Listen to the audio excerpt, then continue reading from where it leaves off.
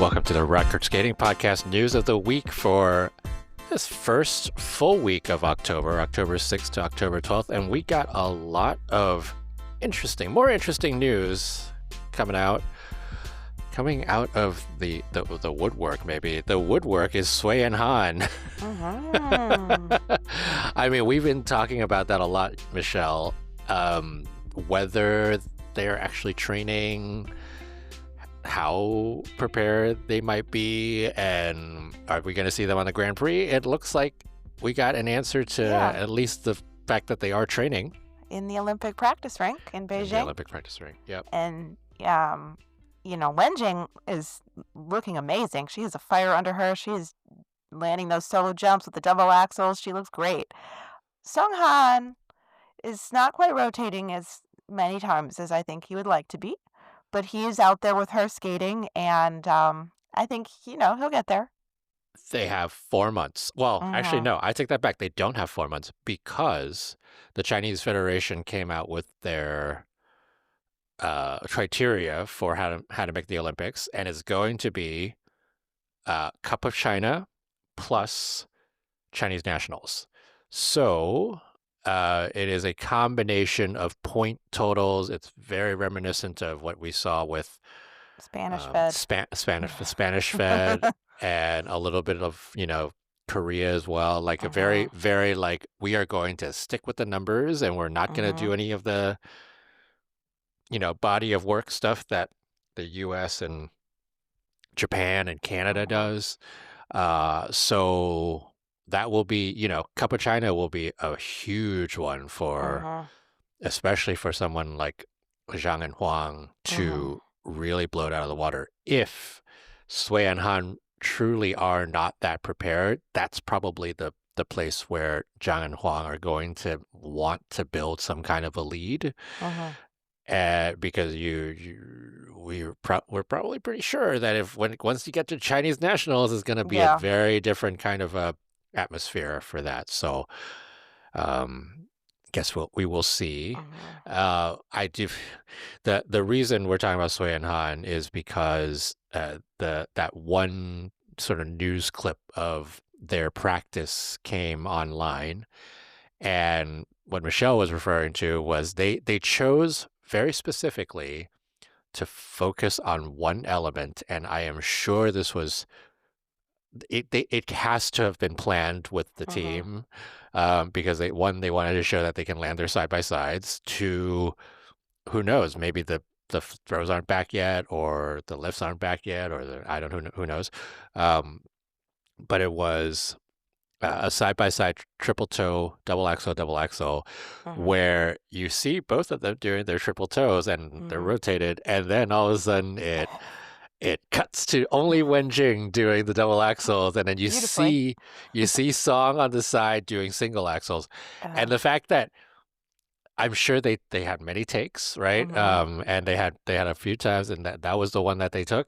It goes to show potentially actually how prepared they are, and maybe they're not as prepared as they probably want to be at this point.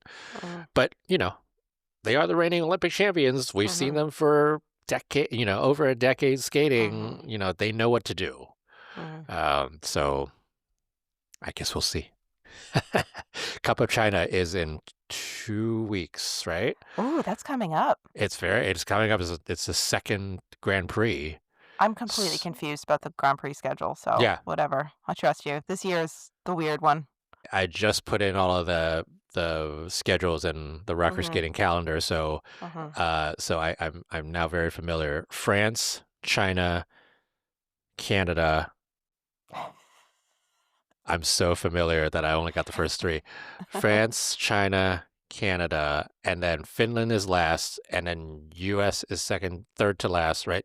No, it's No, France is first. Japan.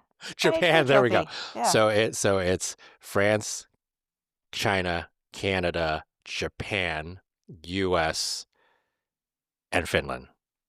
That is the order, and then the final back in Japan. So that's Wenjing Sui and Sung Han. Excited to see where they come in. I still I perspective. still there's still like kind of in my mind, I'm a little bit like Zhang and Huang earned that spot. They did. But I also love Sui and Han, and I would love to see them get the repeat uh, Olympic gold. That would be delicious. But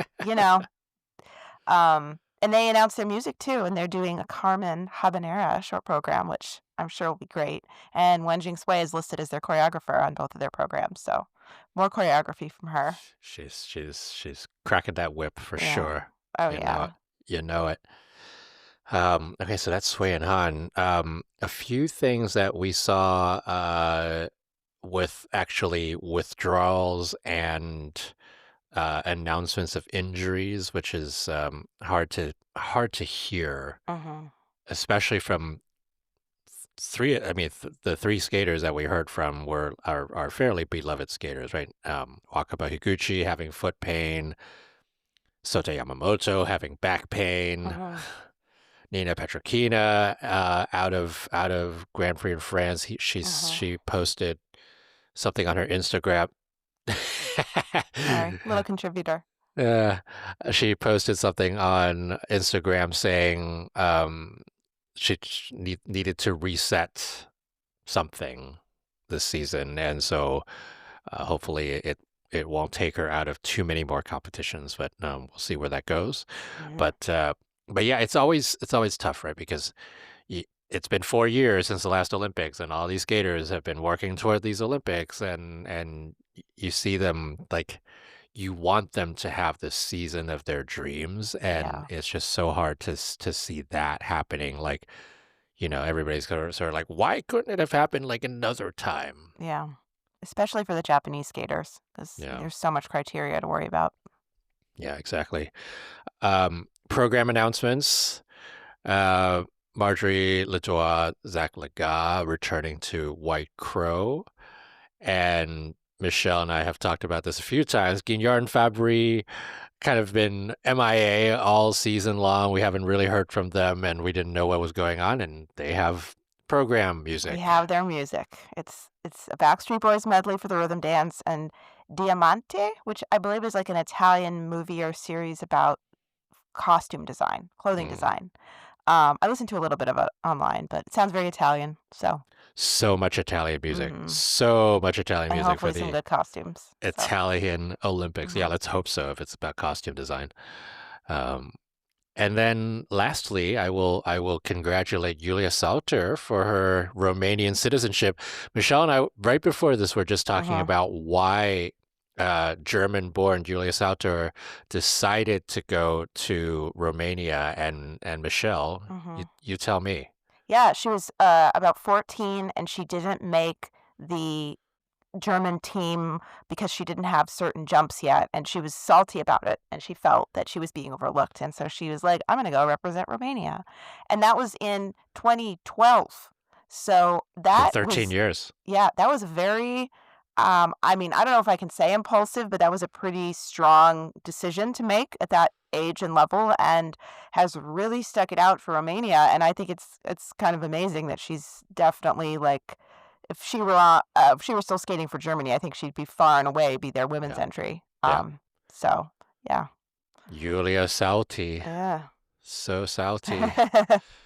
Yeah, so great news for Romania. I mean, it's been a Mhm, while since we've seen a Romanian skater at the Olympics, so mhm, that's also um, great to see. And yeah, like you said, she has, especially in the last probably 3 or 4 years, really came into her own mhm, as a skater, as a performer. Like I really like mhm, her skating. She's got great jump technique. Like, maybe all those mhm. things earlier in her career where she was like, I'll show you I can do these jumps, and then Yeah, now she can do it with the best of them. So yeah, that's yeah. great.